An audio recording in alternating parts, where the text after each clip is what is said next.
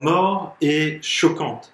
Lorsque l'on perd une personne que l'on aime, on a cette sensation désagréable comme si on nous l'a volé.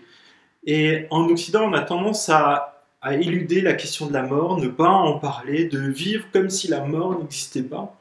Et l'année 2020 a été un rappel pour nous. Ça a été comme un choc, comme si on nous frappait pour nous rappeler que la mort est bien présente, que cette année était totalement imprévisible. Nous avons pour beaucoup perdu des personnes qui nous étaient proches, des personnes de nos familles, des amis. Et cela nous rappelle que la mort peut frapper n'importe qui, n'importe où. Et la situation actuelle, mais aussi l'approche de la période de Pâques, nous donne l'occasion de revenir aux bases de notre espérance de disciples de Jésus-Christ. Et Paul, l'apôtre Paul, s'adresse à des croyants de l'église de Corinthe qui sont convaincus de la mort et de la résurrection de Jésus. Toutefois, avant d'aborder leur propre résurrection, la résurrection des disciples de Jésus-Christ, ils rappellent les bases de la foi chrétienne, car tout l'évangile et la foi chrétienne reposent sur la mort et sur la résurrection de Jésus-Christ. Sans cela, il n'y a pas de foi chrétienne. Romains, chapitre 10, verset 9, nous dit « Si tu reconnais publiquement de ta bouche que Jésus est le Seigneur, et si tu crois de tout ton cœur que Dieu l'a ressuscité, tu seras sauvé. » Mes amis, ce matin, je veux vous encourager à ne pas croire en vain. L'évangile est la seule source d'espérance face à la mort. Nous allons voir que l'évangile n'est pas annoncé en vain. Jésus n'est pas mort en vain.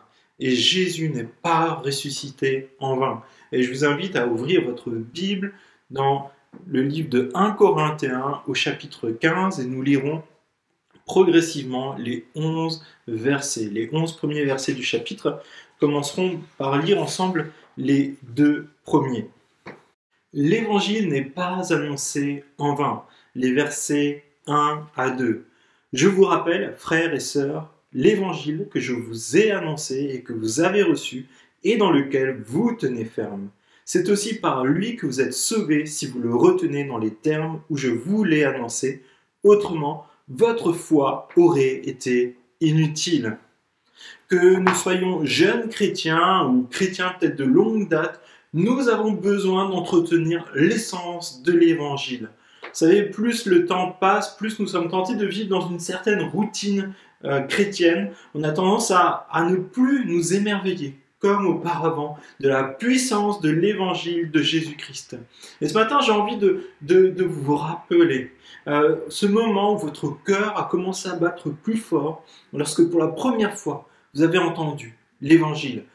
Et peut-être pour certains parmi nous, ça va être la première fois qu'ils vont pouvoir vivre ce temps où ils vont découvrir tout à nouveau, ou pour la première fois, l'évangile de Jésus-Christ. Et je vous invite à lire ce verset qui se trouve dans Jean 3, verset 16, et on va le lire au fur et à mesure. Car Dieu a tant aimé le monde, il a tant aimé toi et moi, qu'il a donné son Fils unique, afin que quiconque croit en lui ne périsse point, mais ait la vie éternelle. Dieu, en effet, n'a pas envoyé son Fils dans le monde pour qu'il juge le monde, mais pour que le monde soit sauvé par lui. Celui qui croit en lui n'est point jugé, mais celui qui ne croit pas est déjà jugé, parce qu'il n'a pas cru au nom du Fils unique de Dieu. Cet amour de Dieu pour les hommes, pour toi et pour moi, est tellement grand que Dieu lui-même vient à notre rencontre pour nous amener à lui. Et pour cela, il fait des sacrifices. Il fait le sacrifice d'abandonner le trône de gloire pour venir à notre rencontre dans ce monde qui est souillé, ce monde qui est dépravé, mais il vient pour toi et moi, parce qu'il nous aime. Comprenez que notre trajectoire depuis notre naissance nous amène à la mort spirituelle, à la souffrance, mais aussi à la séparation de Dieu, et cela depuis notre naissance. Ce n'est pas ce que Dieu veut pour nous, ce n'est pas ce que Dieu veut pour toi. Ceux qui croient en la personne et l'œuvre de Jésus-Christ sont réconciliés avec Dieu. C'est ce qu'on appelle croire en Jésus. Cela est accessible à tous, car l'évangile est un cadeau qui est gratuit. Et ce n'est pas quelque chose qu'on mérite, quelque chose pour lequel on travaille pour le mériter, mais c'est un cadeau que Dieu te fait. Beaucoup disent, mais c'est trop facile. C'est beaucoup trop facile de recevoir un cadeau comme celui-ci. C'est très surprenant. Nous sommes dans une société, dans un monde qui vit de facilité. À l'heure des repas tout préparés que l'on met simplement au micro-ondes, de Uber Eats qu'on appelle pour avoir le repas que l'on souhaite qui nous est ramené à la maison, l'ensemble de l'économie française est basé sur un monde de services, sans parler de tous les services en ligne, les drives en ligne, les commandes en ligne. On peut personnaliser beaucoup d'appareils que l'on achète en ligne. C'est un monde de services. Et il me semble que tous cherchent la facilité. Nous cherchons tous la facilité. Si cela était si facile, l'évangile de Jésus-Christ, pourquoi tellement peu de personnes font le choix de croire en Jésus? Pourquoi tellement peu de personnes font le choix de croire en Jésus si c'était si facile de croire en l'évangile de Jésus et de profiter de tout ce qui nous est offert par Dieu? Et la réponse se trouve finalement dans les versets qui suivent notre lecture, toujours dans le livre de Jean, chapitre 3. Et ce jugement est que la lumière étant venue dans le monde, les hommes ont préféré les ténèbres à la lumière, parce que leurs œuvres étaient mauvaises. Nos œuvres sont mauvaises. Car quiconque fait le mal est la lumière, et ne vient point à la lumière de peur que ses œuvres soient dévoilées. Nous ne supportons pas que tout ce que nous faisons de mal, ce que nous pensons, nos actions, nos paroles soient mises en lumière. Cela nous rend honteux. Et c'est pour cela que beaucoup refusent d'aller vers Jésus-Christ. Parce que pour se rapprocher de Jésus-Christ, pour accepter qu'il est le libérateur du péché et de la mort, il faut d'abord accepter aussi que nous ne sommes pas dignes de Jésus-Christ, que nous faisons des actions qui ne correspondent pas à ce qu'il désire pour nous. C'est ce qu'on appelle des péchés. Mais finalement, c'est ce qui nous rend honteux, c'est ce qui nous donne cette émotion désagréable de culpabilité. Mais c'est de cela que Dieu veut nous libérer. Mais pour cela, on appelle cette étape importante de notre confession de foi la repentance. C'est-à-dire que l'on abandonne ces choses mauvaises, mais pour ça, il faut pouvoir savoir quelles sont ces choses mauvaises et y renoncer pour suivre Dieu. La culpabilité, la honte et la peur sont un obstacle pour beaucoup d'entre nous. Et cette année 2020 nous rappelle que pour nous, en tant qu'occidentaux, la mort est réelle et peut frapper nos proches, même si nous ne l'avions pas prévu. Nous avons pu connaître des petites pointes de pénurie alimentaire où ça devenait compliqué peut-être de trouver vos pâtes préférées ou de la farine pour faire du pain. Les papiers toilettes étaient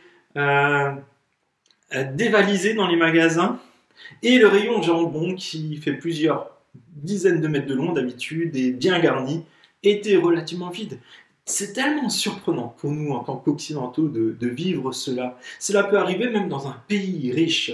Et dans ce climat anxiogène, nos comportements ne sont pas toujours ce que nous espérerions dans cette situation-là. Peut-être nous avons eu des réactions qui étaient lamentables, comme remplir à ras-bord des caddies de denrées alimentaires, alors que d'autres n'ont peut-être pas eu cette possibilité, ce qui passait après nous. Peut-être d'autres choses comme ça, peut-être le fait de ne pas avoir aidé quelqu'un qui vous sollicitait parce que vous aviez peur de la maladie peut-être. Nous vivons une situation qui en sorte un miroir grossissant sur nous-mêmes et aussi sur l'Église. Quel est notre évangile lorsque nous sommes malmenés comme cela? Que reste-t-il lorsque l'arbre que nous sommes a été secoué? Que reste-t-il comme fruit? Que reste-t-il comme bonne chose sur nous?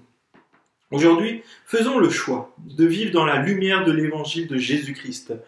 Faire la volonté de Dieu, adorer Dieu est bien plus important que est nécessaire que notre confort personnel. Et je pense que c'est un rappel flagrant que l'évangile de Jésus-Christ nous bouscule dans nos habitudes, nous bouscule dans notre confort et c'est ce que Dieu souhaite pour nous, des temps comme cela, pour nous rappeler qu'il est cette base solide sur laquelle nous pouvons nous fixer. Et je vous rappelle, frères et sœurs, l'évangile que je vous ai annoncé, que vous avez reçu, et dans lequel vous avez persévéré, et par lequel vous êtes sauvés. Et ces paroles sont tellement bonnes pour nous, une bonne nouvelle, la bonne nouvelle de l'évangile qui est un cadeau de Dieu. Recevez-le. Persévérez dans la pureté de l'évangile, y compris dans ces moments qui peuvent parfois être plus difficiles. Réjouissez-vous de l'évangile qui vous réconcilie avec Dieu et vous sauve de la juste colère de Dieu, parce que la colère de Dieu est juste. Dieu ne supporte pas que nous lui désobéissions. Pour autant, il nous aime et nous laisse cette occasion de nous repentir, de nous tourner vers lui, d'entrer dans la lumière de la vérité de Dieu. Si vous le retenez, tel que je vous l'ai annoncé, autrement, vous auriez cru en vain. Ces derniers mois, j'ai entendu régulièrement cette phrase « chacun sa vérité ». Chacun sa vérité, je l'ai trouvé dans des articles de presse, dans des interviews. Nous pouvons régulièrement dire « il veut exprimer sa vérité ». La vérité qui normalement devrait être unique et véridique est désormais multiple. Beaucoup trouvaient du réconfort aussi dans les sciences, en pensant que 1 plus 1 ferait toujours 2. Et oui, 1 plus 1 font toujours 2, mais les scientifiques ne sont pas toujours d'accord. Alors en qui faisons-nous confiance finalement? Ce n'est pas forcément la science en elle-même, mais derrière les sciences se trouvent des hommes, comme vous et moi, dont c'est le métier de rechercher. Mais ils n'ont pas la vérité absolue. C'est ce que nous découvrons avec les différentes polémiques qui ont lieu. Néanmoins, la crise sanitaire démontre que derrière les sciences se trouvent des hommes. Et nous avons le choix de faire confiance à Dieu ou aux hommes. Nous en revenons toujours au même constat. Mes amis, l'évangile de Jésus-Christ vient de Dieu et ne peut pas mentir, car Dieu ne ment pas. Il se base sur des faits réels qui sont attestés, imbriqués dans l'histoire de l'humanité. Une base solide qui est la parole de Dieu, qui a été consignée dans les livres de la Bible par des personnes, qui ont été des témoins oculaires, qui ont vu et entendu ce que Dieu a accompli. Paul s'adresse à des personnes qui sont convaincues, mais il les appelle à revenir au vrai évangile. Et c'est un appel pour nous. N'invente pas ton évangile. N'inventons pas notre évangile. Mes amis, ne croyez pas en vain. Retenez l'évangile de Jésus-Christ, transmis par des témoins fidèles, transmis par les apôtres et les disciples de Jésus-Christ. Tellement de faux évangiles qui circulent parmi ceux qui se disent chrétiens. On peut entendre, si tu es chrétien, tu ne peux pas être malade. Tu as de la foi, tu vas obligatoirement être guéri. Mais combien de nos frères et sœurs fidèles dans la foi, qui sont des exemples pour nous, ont été rappelés par Dieu cette année. Ou alors vous aurez peut-être entendu, tu es riche. Si tu ne reçois pas, c'est simplement que tu ne donnes pas assez. Combien de frères et sœurs sont bien plus proches de nous et vivent la pauvreté, la misère et la persécution, comme nos frères et sœurs qui se trouvent en Corée du Nord, par exemple. Jésus lui-même n'est-il pas né dans une famille qui est humble? N'est-il pas mort, trahi par ses amis, abandonné par ses disciples? Si tu es chrétien, tu ne peux pas connaître la tristesse, la dépression, le burn-out. Qui n'a pas encore entendu ça? Jésus n'a-t-il pas dit, je suis triste à mourir au moment où se déroulaient ces derniers instants avec ses disciples, où il savait que sa passion allait arriver, qu'il serait jugé, injustement jugé, trahi, meurtri, battu. Il était triste à mourir, le fait de porter tout ce poids de nos péchés. Mais désormais, j'ajouterai qu'il y a un nouvel évangile qui est né, l'évangile de la facilité, qui consiste à des principes comme celui-ci. Je rejoins mes frères et sœurs pour adorer Dieu en fonction de ma fatigue, de la météo, de mon confort. Dieu n'a rien fait pour moi dans cette situation, mais je suis fâché avec lui et je ne veux pas prier, je ne veux pas aller rencontrer les autres amis chrétiens pour louer et adorer Dieu. Ou alors, pourquoi Dieu permet ce temps difficile, la maladie, les relations difficiles? Mais là encore, on prie ensemble et Dieu répond. Et j'ai déjà vu des personnes qui avaient ces propos-là, qui finalement on ne les a plus jamais revus après que Dieu ait répondu à réconcilier des personnes de leur famille, accompli des miracles dans des situations de maladie. Et ça me fait penser à Jésus, lui aussi, il a guéri des personnes qui finalement ne se sont jamais tournées vers lui. Et mon ami, Dieu prend soin de nous au quotidien. Mais la bonne nouvelle de l'évangile de Jésus-Christ n'est pas qu'il prend simplement soin de nous et on est content de cela, mais ça va bien plus loin. Dieu ne veut pas que tu sois beau, riche, célèbre, en bonne santé et toujours dans l'abondance. Bien sûr, il veut ton bien. Mais la bonne nouvelle est que Jésus sera là avec toi dans la maladie comme dans la bonne santé, dans le deuil comme dans la réussite, dans la souffrance comme dans la joie, dans la misère comme dans l'abondance. Jésus est avec toi. Et l'évangile est annoncé et reçu pour persévérer dans des moments difficiles, dans la durée, mais aussi lorsque tout va bien, qui est parfois le plus grand défi au final. Nos repères et habitudes ont été chamboulés en 2020. L'occasion nous est donnée ici de nous ancrer dans le véritable évangile de Jésus-Christ. Jésus-Christ mort et ressuscité. Mes amis, mon ami, je te pose cette question. As-tu grandi en maturité durant cette année? As-tu grandi en maturité spirituelle dans cette année? As-tu évolué, progressé dans ta relation avec Dieu, dans la façon de le prier, de le louer, d'être disponible pour lui, d'aimer les frères et sœurs, d'aimer ton voisin, d'aimer Dieu? As-tu grandi en maturité spirituelle pour laisser des petits détails de côté pour te concentrer sur ce qui est le plus important, ta relation avec Dieu, l'œuvre de Dieu dans ta vie, dans ta famille, dans ton église, dans ta région? Mon ami, l'évangile est le seul chemin qui mène au salut. Mais encore, il faut-il que cet évangile soit l'évangile apostolique comme il nous a été rapporté dans la Bible. Tous les autres évangiles mène à la mort. Ne va pas à la mort, mon ami. Ne crois pas en vain. L'évangile n'est pas annoncé en vain. Seule la résurrection d'avec Jésus-Christ sauve. Jésus n'est pas mort en vain. On va lire les versets 3 à 7. Je vous ai transmis avant tout le message que j'avais moi aussi reçu. Christ est mort pour nos péchés, conformément aux Écritures. Il a été enseveli et il est ressuscité le 3e jour, conformément aux Écritures. Ensuite, il est apparu à Céphas, puis aux 12. Après cela, il est apparu à plus de 500 frères et sœurs à la fois, dont la plupart sont encore vivants et dont quelques-uns sont morts. Ensuite, il est apparu à Jacques, puis à tous les apôtres. Cela nous amène à une question qui est très importante. Pourquoi Jésus devait-il mourir? Christ est mort pour nos péchés. Christ est mort pour tes péchés et mes péchés. Nous sommes pécheurs depuis notre naissance. Il n'y a pas un juste, pas même un seul. Il n'y a pas de différence. Tous ont péché et sont privés de la gloire de Dieu. Et ils sont gratuitement déclarés justes par sa grâce, par le moyen de la libération qui se trouve en Jésus-Christ. C'est lui que Dieu a destiné à être par son sang une victime expiatoire pour ceux qui croiraient. Et il démontre ainsi sa justice, puisqu'il avait laissé impunis les péchés commis auparavant à l'époque de sa patience. Il démontre dans le temps présent de manière à être juste, tout en déclarant juste celui qui a la foi en Jésus. Cela se trouve en Romains 3, verset 23 et suivant. Seul Jésus, car il est sans péché, a pu porter notre péché. C'est Jésus, alors que... imagine, tu as fait une lourde bêtise, peut-être tu as tué quelqu'un, tu es condamné à la peine capitale, donc à mourir, exécuté, et là c'est Jésus qui vient et il pose sa main sur ton épaule et il dit « Je vais y aller à ta place ». C'est ce qui est en train de se passer et Jésus peut faire cela parce qu'il n'a aucun péché. Son casier judiciaire est vierge et il prend ta place pour subir ta condamnation. Si Jésus avait lui-même commis des péchés, son remplacement n'aurait pas de sens. Il n'aurait pas de sens de prendre ta place.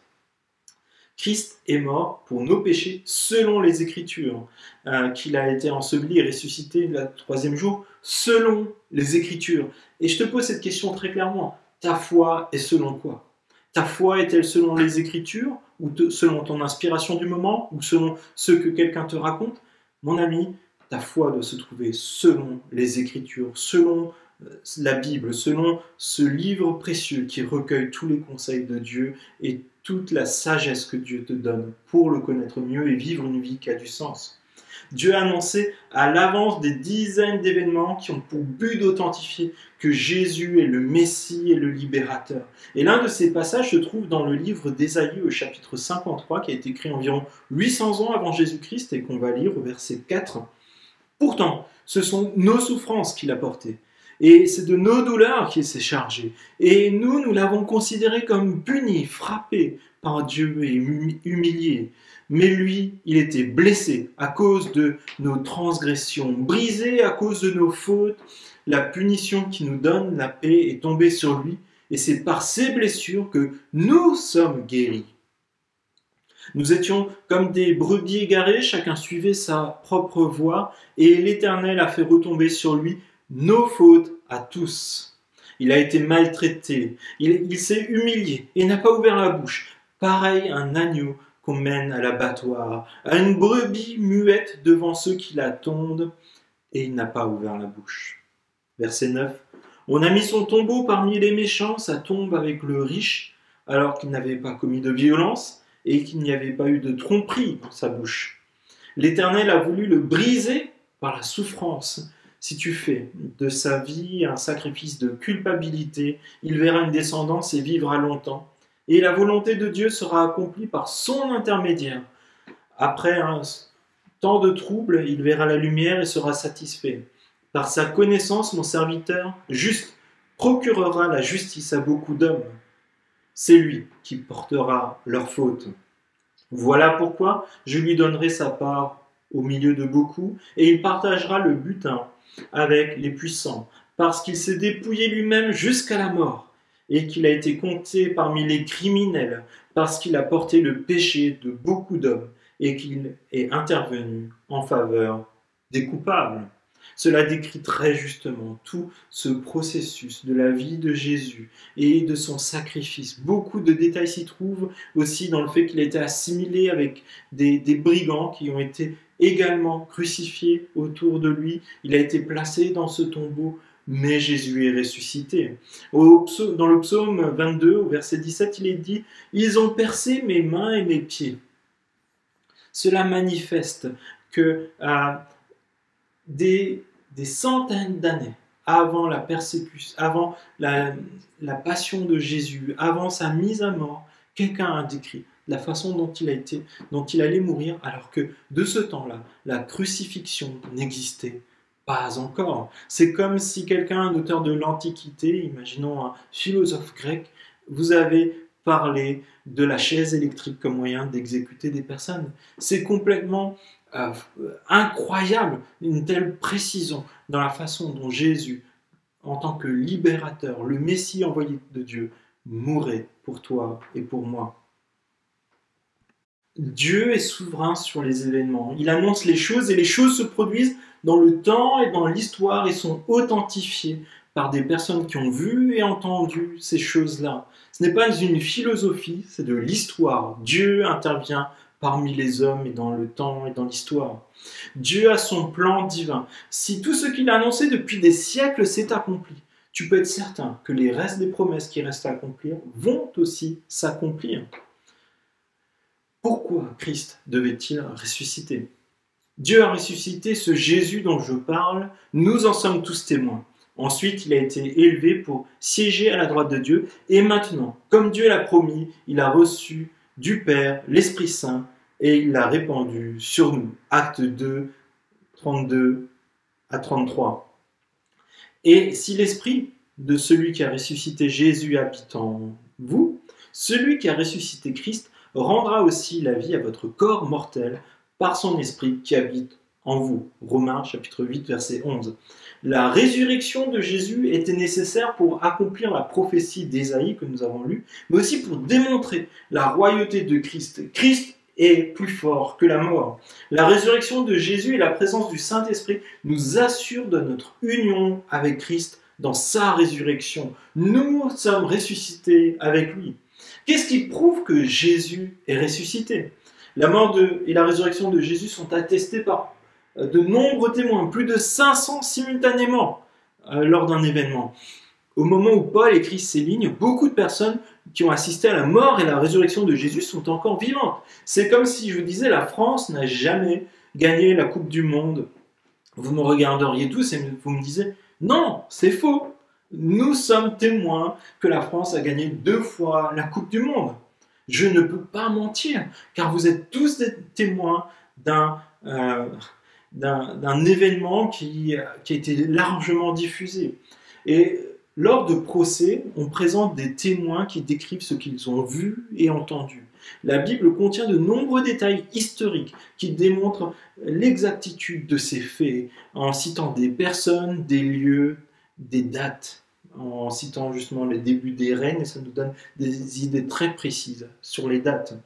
Nous pouvons avoir confiance en l'Évangile car toute la Bible est fondée sur le récit de ce que Dieu a accompli dans la vie d'hommes et de femmes au fil des siècles. Notre foi repose sur du solide. Jésus n'est pas mort en vain. Nous allons lire les derniers versets, donc les versets 8 à 11.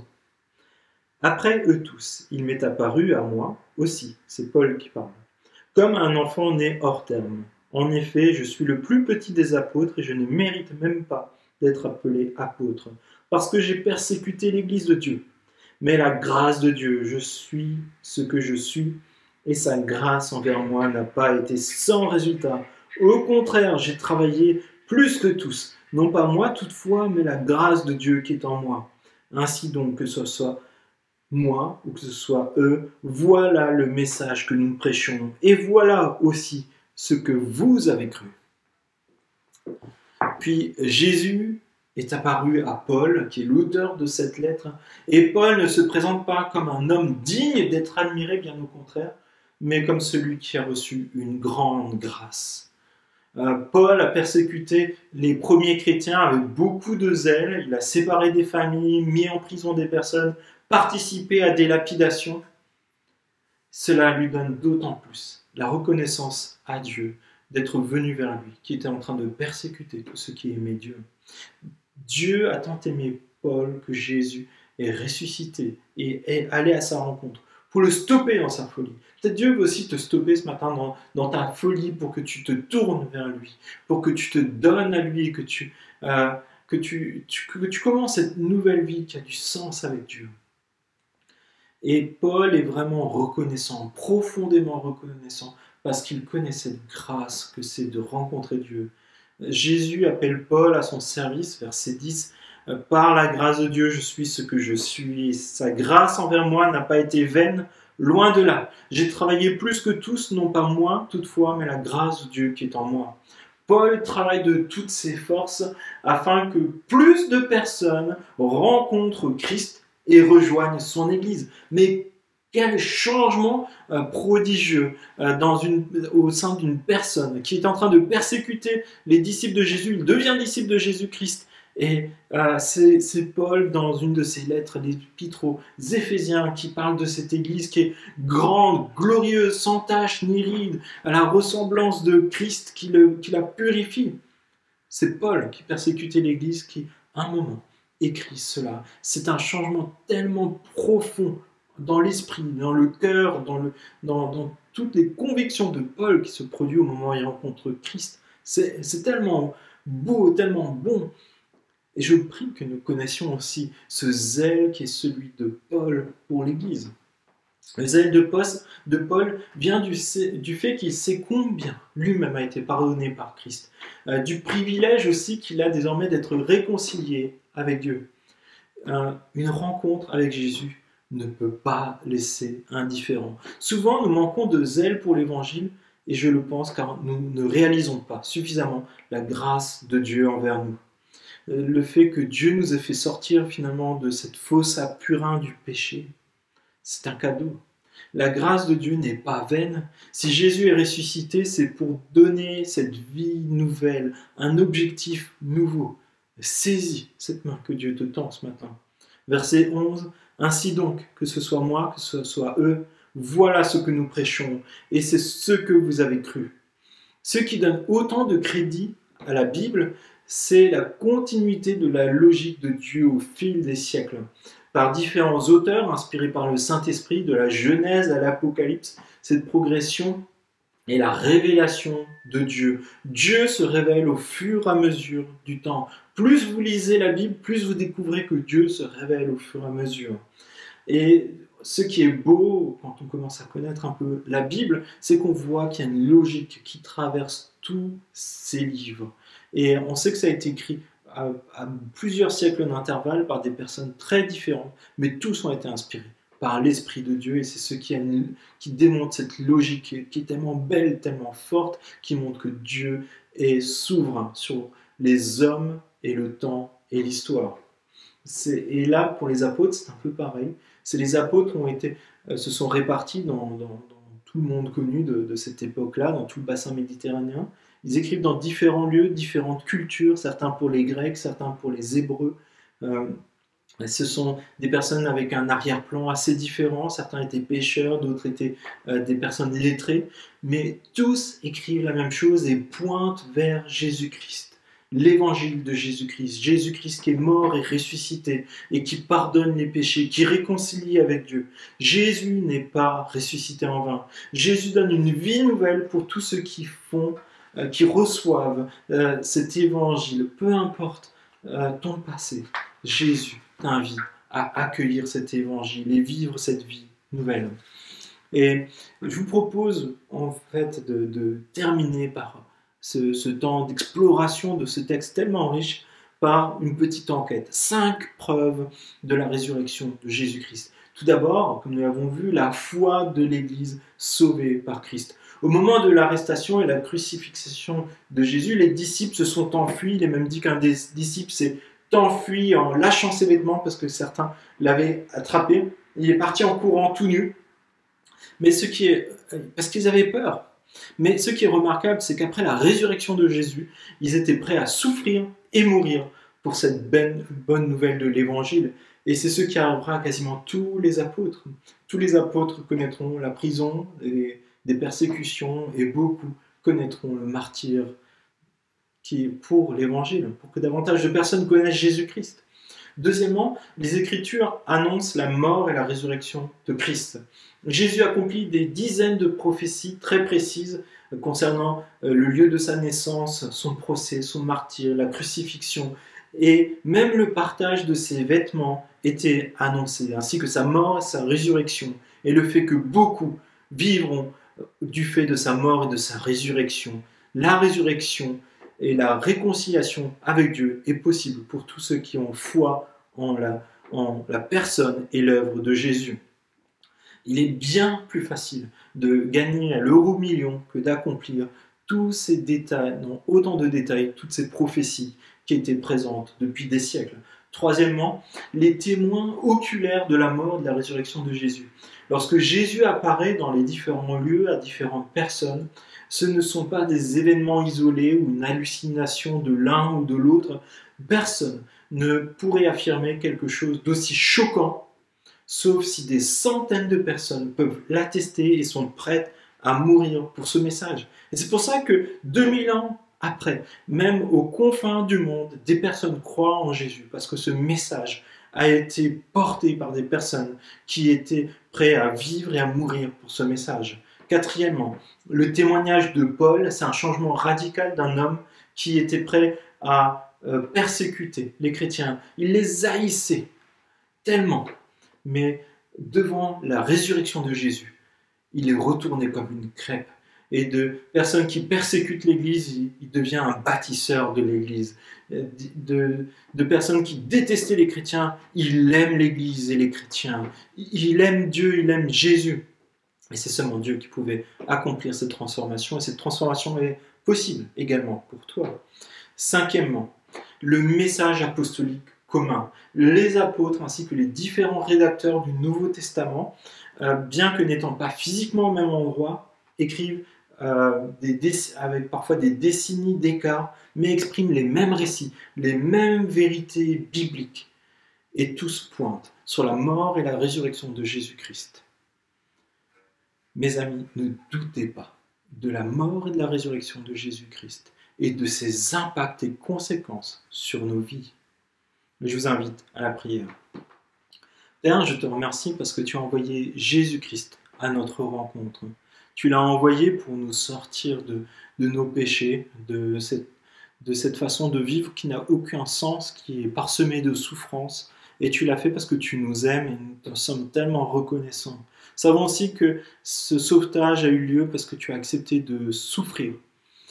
Tu as accepté que Jésus vienne dans ce monde perdu, déchu, plein de souffrance, qu'il souffre, qu'il soit tenté, mais qu'il vainque le péché et la mort, et qu'il ressuscite pour ouvrir ce chemin glorieux dans ta présence et dans ta réconciliation. Nous te sommes tellement reconnaissants et je te prie, s'il te plaît, que comme nos frères et nos sœurs qui ont vécu avant nous, que nous puissions expérimenter ce zèle de te connaître, ce zèle de partager ces paroles qui donnent la vie pour l'éternité.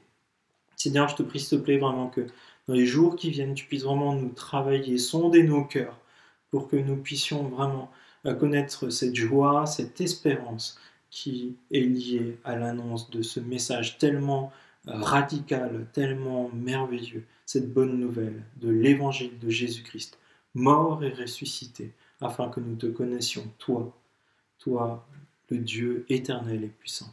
Je te prie ainsi dans le nom de Jésus-Christ. Amen.